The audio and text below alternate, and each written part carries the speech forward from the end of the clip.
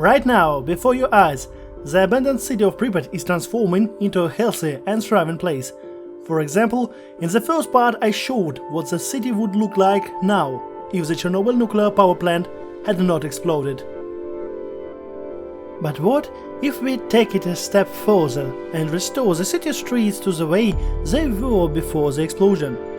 That's what we're going to do now. Some might argue, but there are plenty of old photos and videos from those times.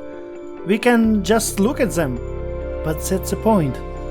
I would respond, old, low-resolution photos and videos with limited colors palettes don't fully reflect how people saw the environment back then.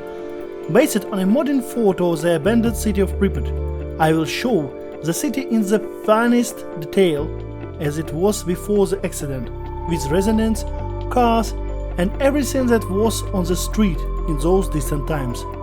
Many people have written about how great it would be to restore the city now. What will it look like? Let's see. I'm Andrei Gupsa and enjoy watching. So first of all, I'm starting to restore the landscape. The boundaries between the road and the pedestrian area are quite clear. Here's the asphalt, here's the curb, and this is the concrete pavement. This is all we can deduce from the landscape based on the shots of the abandoned city. But that's not enough. There must have been green areas next to the roads, road markings, and so on. How can we restore all of that? Guesswork? Of course not. I set myself the task of recreating not an approximate picture of the city, but the most accurate one possible, with the correct placement of road zones, signs on buildings, road signs, down to the proper positioning and nature of trees and shrubs. How was I going to do this? After the city was abandoned, nature started reclaiming what was once hers. Over 30 years, places where there was even the slightest access to the ground turned it into savannas and wild forests. Because of this, it is impossible to completely discern where everything was. But they are old photos and provided me with much needed visual information. Armed with photos and videos, I continued my work. And so we see that right behind the store there is an entrance leading to the road. Let's recreate it. Based on these shots, we can understand what this entrance was used for. The vehicles bringing goods to their service entrance. Having identified this, I decided to clear the space from wild overgrowth.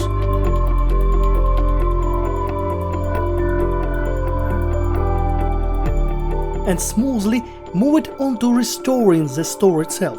I restored the corrugated metal panels, removed the rubble, and reconstructed the steps at the entrance for shoppers. Then I tackled the most challenging part at this stage, the glass section of the store. This was a complex stage, but I managed to determine how many glass frames were there and their placement. I synchronized this information with the gaps between the overgrowth where parts of the frames were visible in the original shot. As a result, I accurately restored the display windows.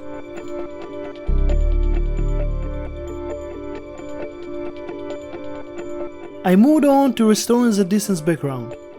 All we could see in the source material was the upper part of the building, giving us an idea of the scale of objects in that fragment. And don't forget, we also have a constructed perspective grid and all photographs.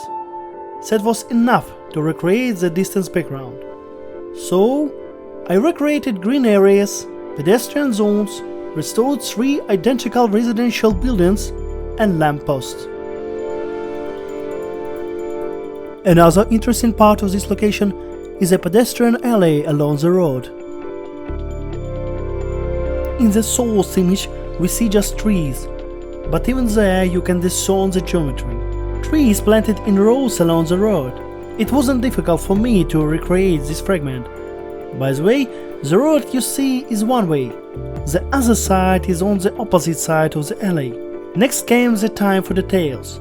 I cut out the letters for the store's name directly from an old photograph and adjusted them to our image.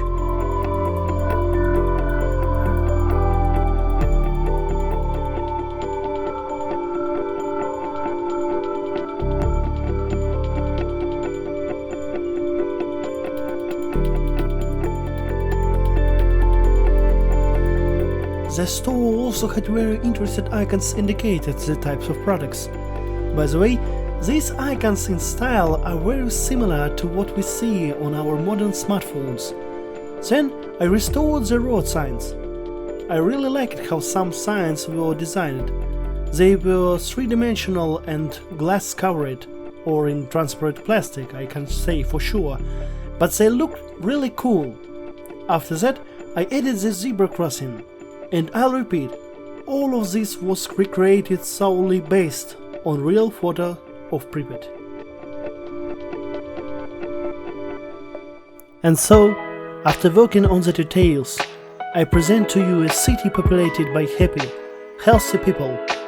A city developing at an incredible pace. A city that doesn't know what alienation is. I present to you the thriving city of Pripyat.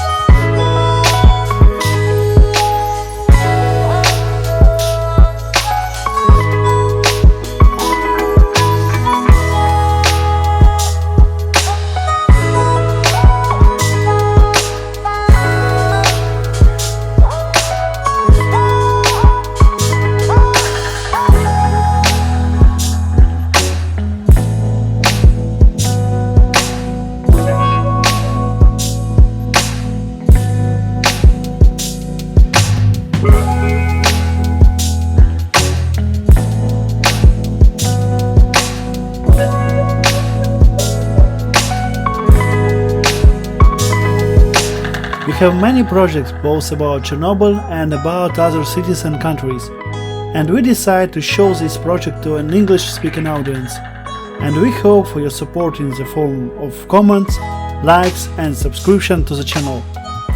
It will be interesting and in some moment informative, and as people say, welcome. I set myself the first point of the plan, return to proper forms all the buildings and structure in the photo that were built in the Soviet time. I started with the energetic Palace of Culture. It was impossible to find high-quality photographs of the palace